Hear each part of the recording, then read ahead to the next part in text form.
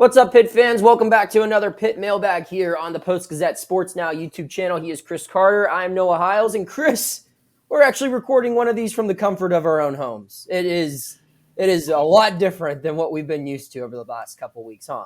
Yeah, I'm so glad to be sleeping in my own bed. No, as much as I like being on the road with you, buddy, we had a great time, lots of adventures, and but I am so happy to be just getting some regular sleep and eating food out of my own refrigerator. So that's awesome. Well, I mean, I'm impressed that your refrigerator has food in it because mine I certainly got to doesn't. restock. I am finding different ways to make the most out of like these 4 pieces of frozen chicken, half a box of brown rice, and like 4 or 5 tortillas I had laying down. So they're laying around, yeah. So I got to hit the grocery store after we record this as well. But Chris, I think I speak for both of us when I say it was a very fun run to cover this basketball season. Absolutely. And just this athletic calendar so far. I mean, I know there's spring sports still. Not sure what our coverage plan will look like for them. We'll definitely get out to some baseball, softball games, maybe do a feature or two on track and everything. But for now, the traveling's died down, and this is viewed by most fans as the off season until Pitt football really gets going here over the summer. But with the offseason comes a lot of questions. So we're going to dive into it right now. And we actually start with Pitt women's basketball. Any word on Pitt women's basketball coach hiring? Jamardo wants to know that. And to be honest, I haven't heard much. There was some talk of it when we were down in, where did we hear that? Dayton, I think. Yes. Where I would expect maybe candidates to come from a mid-major conference, someone from the MAC maybe is what I was hearing just a little bit. No specific names, but I would just look around at MAC teams or other mid-major programs that aren't from too far away that I think would probably be in the mix there. But again, no, I've reached out to some people who could provide answers. Nothing was thrown my way yet. But we will definitely monitor this because I think it's something clearly worth following. If you looked around, Heather, like when she puts her mind into a program, good things tend to happen. And I think this women's basketball program is her next big mission. Chris, have you heard anything? Nothing specific other than they want that's like they've kind of built a kind of tradition of winning over the past couple of years across the board, whether it's football, whether it's men or women's soccer. They just got a wrestling champion, national champion on their board. Volleyball's been excellent. Pitt basketball's now had 2 tournament wins for the first time since 2009, and that was a legendary team that year that got those wins. I certainly think Heather, she's done an amazing job as far as getting people to the program or getting people to the athletic department that build up strong programs. I can only imagine that that's absolutely the goal here. And yes, they're losing some people, but from what I understand, they're keeping Molly Washington, which is a big deal because she was one of the standout freshmen of this last class who they're looking to keep long term and to build a team around. All right, so we'll move forward now to talk some men's basketball here. David wants to know, are you guys anticipating any underclassmen to enter the transfer portal? Chris, I'll let you start. It's tough for me to anticipate any underclassmen outside, maybe like Nate Santos, maybe, because maybe they're not getting time. If they want to move on from Will Jeffress, though, I guess he's about to be a senior, so I guess time flies. But he has a lot of eligibility. I think he still has a COVID year, and he had an injury redshirt, so he's got 2 years, a couple more years. I think 3. 3 years. Jeez. Yeah, so he's got plenty of time to figure it out. Wow, time flies. But point being, there's guys there. I think here's the thing that Jeff Capel is going to look at and that they're going to examine throughout this offseason. The Pitt was in a position because of injuries and because of Dior Johnson's incidents where they only had 9 scholarship players available for most of the season and really just used 7 of them. And that worked for a good stretch of time, but we saw when guys were just tired, guys were beat up. Jeff Capel talked about how it limited their ability that they were able to practice all year. They don't want to be in that position. So I think part of it is they want a bench that is going to be active. They want to have a bench that they can go down the row. Any one of 9 guys can be ready to go and give you valuable minutes. Whereas like Nate Santos, there's potential there, maybe someday, but he has a lot to refine in his game before he's ever even close to being a starter for Pitt in my eyes. The Twins, great progress this year. Federico, great progress this year. William Jeffress, I think, is a decent defender and a good rebounder, but we needed one thing I said this year is he had to become a scorer this year, and then we never got to even see him play because of his injury. Can he score next year? That'll be a big thing. So I think the big one is Nate Santos, maybe Will Jeffress, but it's hard for me to seeing too many other guys leave right now. Yeah, I don't see why Santos would stay, if we're being honest with each other here. And I like Nate Santos. He seemed like a really nice kid every time we had a chance to speak with him. And I think there is some talent there. But just looking at what's coming in, I mean, the focus as far as recruiting out of the high school level was guard play or wings. And I don't see a future of him starting here really ever, unless there's injuries or something goes drastically wrong or guys leave.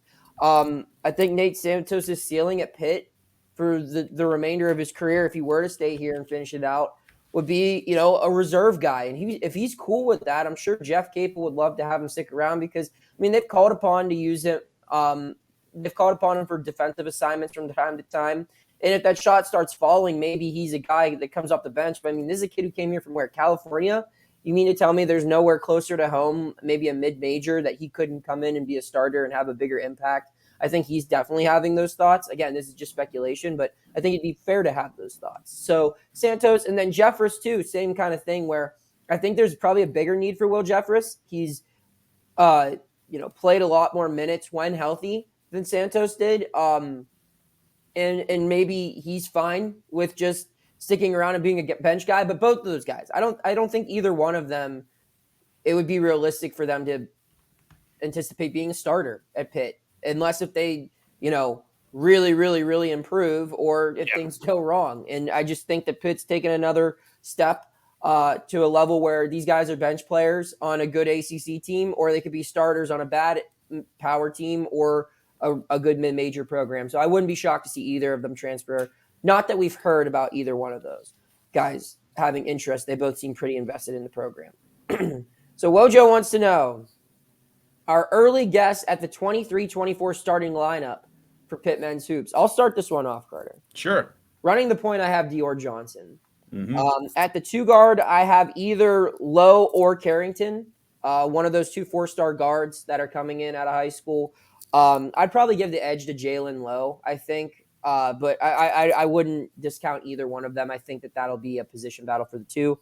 I think we see Blake Hinson moved up to the 3 next year with his outside game.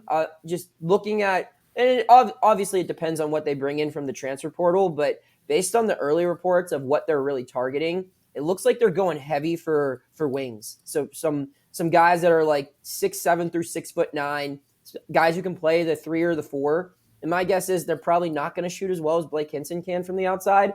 So I'd probably move Blake to the 3. I'm going to save the 4 spot for a transfer portal guy, which we can talk about a little bit later. And then the starting center will be Federico. And then coming off the bench, I have the Twins, the loser of the position battle between Lowe and Carrington, and then maybe another portal guy. Carter, who's your starting 5? Yeah, we're in the same boat here. I think Dior's the point guard that you bring in, unless Jalen Lowe just wows everybody with the way he plays.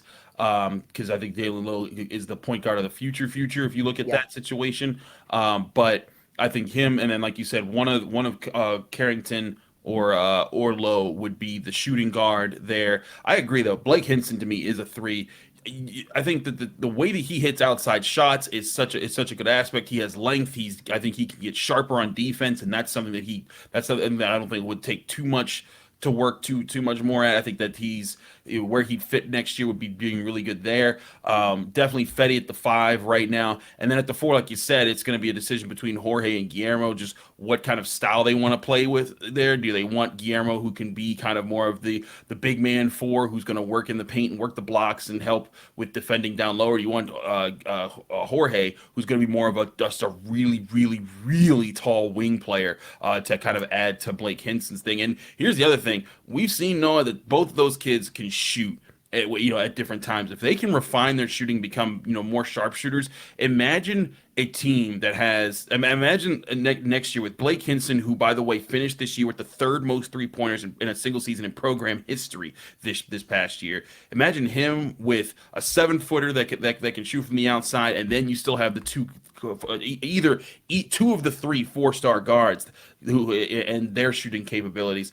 That would be, I think, a really interesting situation that Jeff Capel would have on his hands. And like you said, I still think they need to get guys in the transfer portal. I think they could use a guard who could kind of settle things down, a veteran presence who can kind of be like the guy, like kind of like how Nelly Cummings and Jamarius Burton were at times. We're like, hey guys, let's get back to our style of play, because young guards that can be really athletic and really fun, but I think that you need that veteran to kind of set the tone. And I'd still add another veteran big in there as well, kind of a thicker presence who can help down low when Fetty or the Twins are, kind of out of their element as far as someone who's finding a way to use their size against them. Yeah, and I think the only difference between what we both said was that I just think that they want at least one starter to come from the portal, where you have the Twins fighting for that 4 spot there.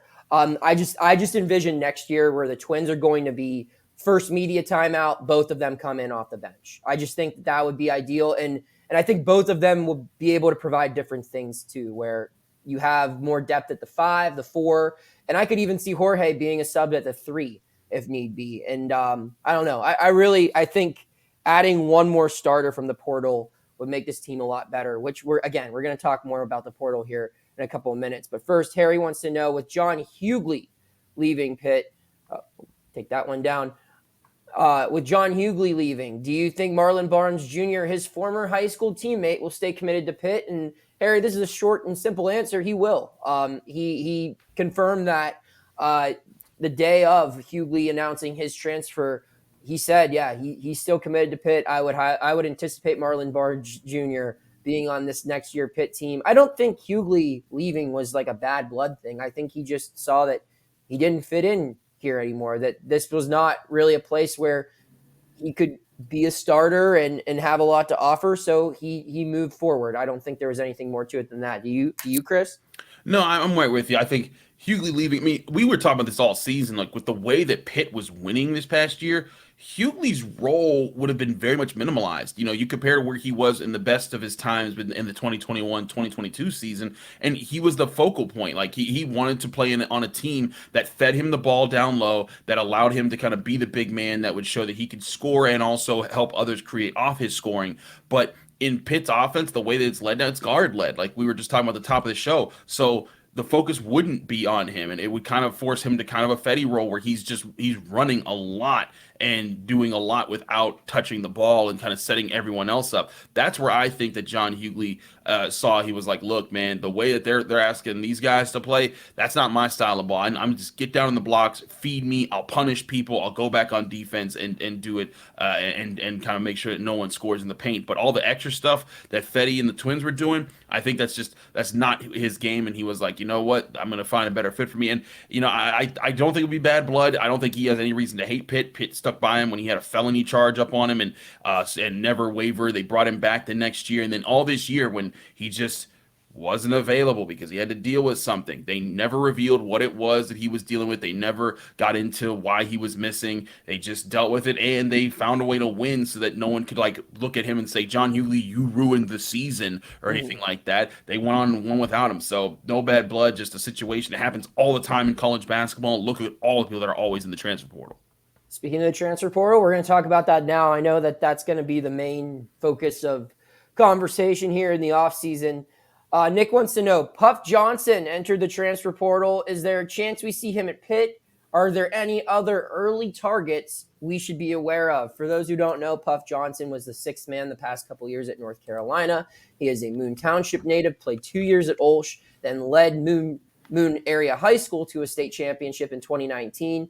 His senior year of high school, he played at an academy in Arizona, where at the time his brother was playing for the Phoenix Suns. His brother is, of course, Cam Johnson, former Pitt Panther, transferred to North Carolina, 7th overall, first-round draft pick by the Phoenix Suns, who now plays for the Brooklyn Nets. Man, I just rattled that all off. That was really impressive. Great job. But nonetheless, so we can talk Puff and we can talk transfer portal.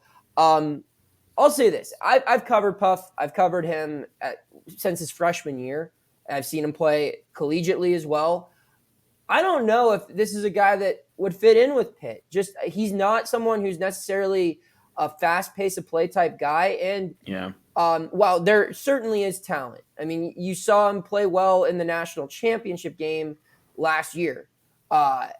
He's been injured a lot, and it goes all the way back to high school. And I don't know if that's going to help his stock at all. I think that that's something that teams need to be aware of. I do think Pitt will definitely reach out. Just because, we've seen it everywhere that when you're in the portal, maybe you look back home and see what's going on. And Pitt's definitely a more attractive program to play for now than it was when he was considering his collegiate home at a high school. But I'm not sure. Carter, just for now, what are your thoughts on Puff Johnson? Then we can talk about other transfer portal transfer portal targets. You're fine. I think it's interesting. The length is always good. 6'8". Anytime you can get a guy like that, if he has talent, you're interested in it. I didn't see enough of him at North Carolina to make me think, oh yeah, he's going to be the guy. But you know what? A lot of people could say that for Nelly Cummings, Greg Elliott, Blake Hinson, and a lot of the guys that Pitt pulled in last year. I think the biggest thing was if he was to be brought in, I could see him being more like a 4 type of guy, or a small 4, a big 3 type of guy that maybe he gives you good minutes off the bench to help with Blake Hinson or one of those guys. And who knows? Maybe his experience helps him grow in that situation, and he becomes someone that you could kind of use for that. But I don't look at him and think, there's the solution. It's more of like hey, bring him in, see if he works for depth. And if he does, great. But by and large, I think one of the biggest things that Jeff Capel is going to be looking at above even talent is what do these guys buy into? Do they buy into the system? Are they team-centric? If they are, I think that's going to be the biggest key to see if Puff Johnson's a fit for Pitt. And I think that the two biggest things he has going for him are A, his defense. I think he's a pretty good defender, and B, he is a good team guy. I mean, he every time I've talked to him, he seems like a pretty good dude. He comes from a pretty good family. I could see him fitting well into Pitt's culture. But yeah, I don't know if he's their top target. Pitt's been connected with, I think, 6 guys now in the transfer portal so far. And out of the 6, I mean, 5 of them, they all have one thing in common. They're all 6'5" to 6'8" wings. That's clearly what they're looking at right now. The names that jump off to me, the number one guy that I'm really interested in is Mustafa Amzil. He's from Dayton. He was a freshman. I don't know if he was the freshman of the year in the A-10 or all freshman team, but he received freshman recognition at Dayton. He averaged just over 9 points a year. And the reason that I'm really in on this guy, Chris, is because he not only played internationally with Fede Federico in Finland, but he played with him at First Love Academy in Washington, Pennsylvania. They both made the trip over there together. They were kind of a package deal, as Fede explained to me earlier this year. And seeing him in the transfer portal, I think he is a perfect fit for what Pitt is looking for its 5th project. That one transfer spot in the starting lineup that I spoke about, I think he would be a perfect fit for it. I think he has 2 years of eligibility remaining. He's a guy that I'm really intrigued with, and as is Miles Stute from Vanderbilt, a guy who averaged, I think, just over 10 points a game this year. Dontrez Styles from North Carolina, another guy that Pitt's reportedly been on. And again, all of these guys, they're 6'7", 6'6", 6'9". They have multiple years of college basketball under their belt, and they kind of fit in. They're your classic 4, which I don't think Pitt really had this year. I think Blake was more of a 3. And they used him as a 4, but they can allow Blake to really play to his skill set if they can bring in a guy who's a little taller, maybe a little bit more athletic as far as speed and defense goes. That's what they're probably looking to fill that last starting lineup spot with, and I would look toward those 3 names as being great candidates to fill that role. Carter, you got anything else to add? The biggest thing I think is the one thing that I really like about Mustafa when I got the little bit of chance I've gotten a chance to watch his game is that one thing vote that he got for when it was coming to the Atlantic 10 stuff was he did get a vote for being one of the glue guys of the year in the Atlantic 10, and that Jeff Capel loves those some glue guys because he talks about every team's glue guy, Leaky Black or whoever they're playing each and every year. If you find a way to be useful at several different aspects of a team's game, even if you're not a top scorer or the biggest playmaker, if you're able to play defense and rebound or help with this, he's going to find a place for you. And I think that's where Mustafa fits in very well in from Dayton. I'm very intrigued, though, to see what kind of players Pitt looks to bring in. They could try to bring in scores. They could try to, I think a sharpshooter is what you want, is something that you really need this year to kind of keep up the idea of having guys who can space out the floor because they're so dangerous from deep and force defenses to honor them. And then that would open up the lanes for more of their younger guards to attack the rim. So certainly, I think the guys that you listed are all there. Mustafa, of course, although I think is one of the better guys that you look at. 37% from 3-point range. He could fit that bill.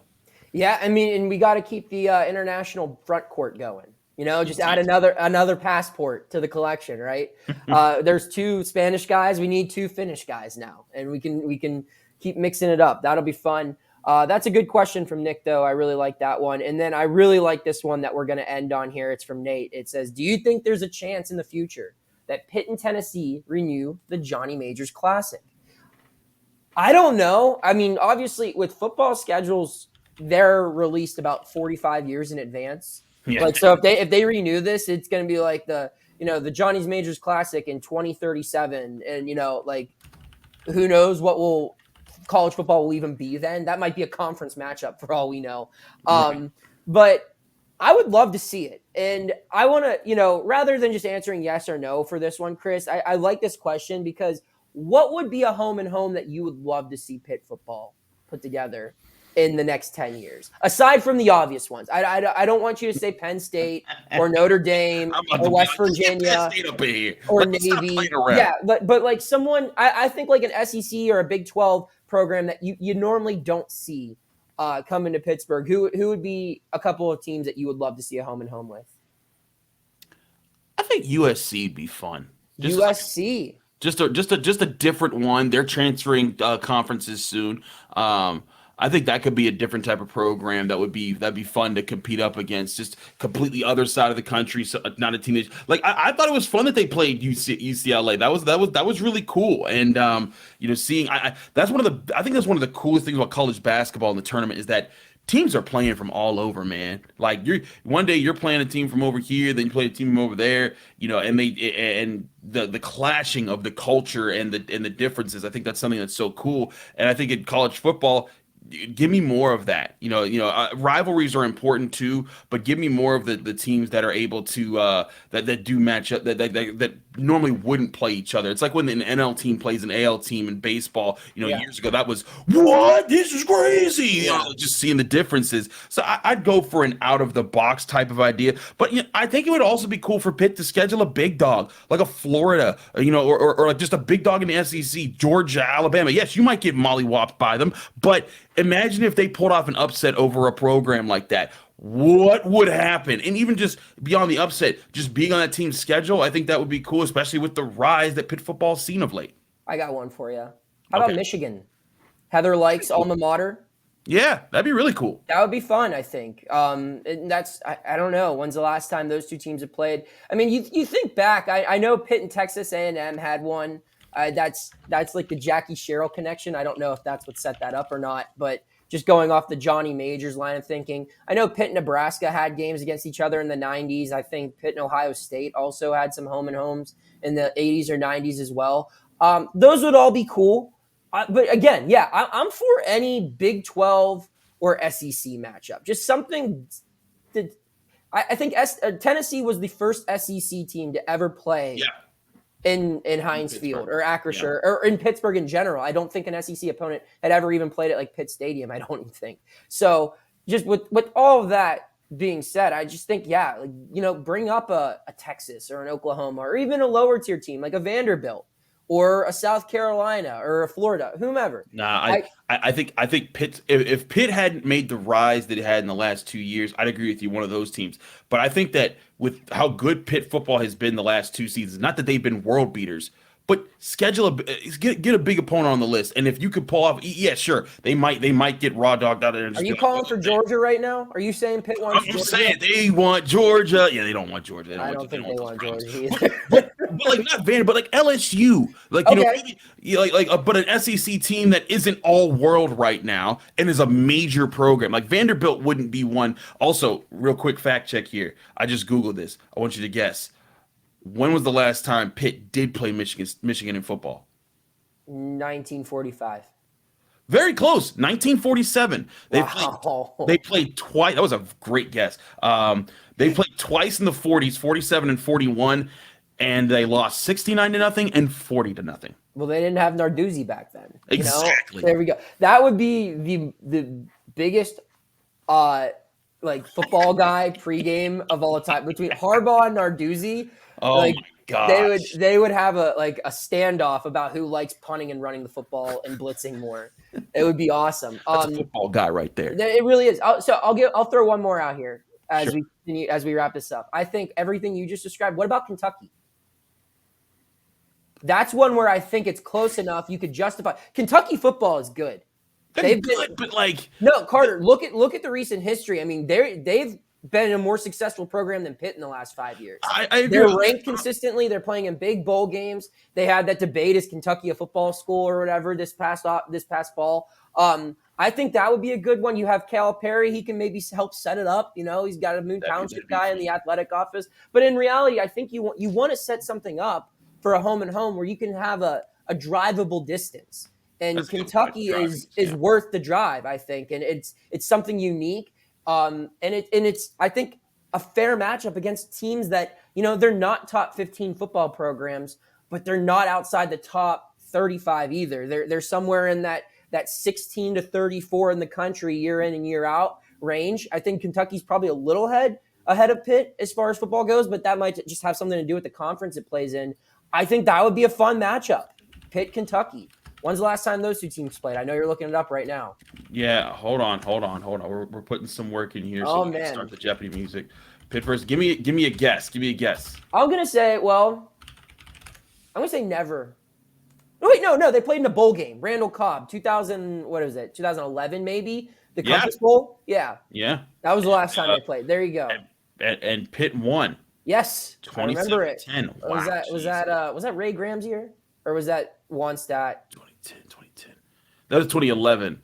I think that was Ray Graham. All right. Nonetheless, we're getting off the rails here. It's time to wrap it up. But more to the point, I think that'd be interesting. Driving distance would certainly be there. Although 7-6 ain't exactly better than Pitt. I think that they had.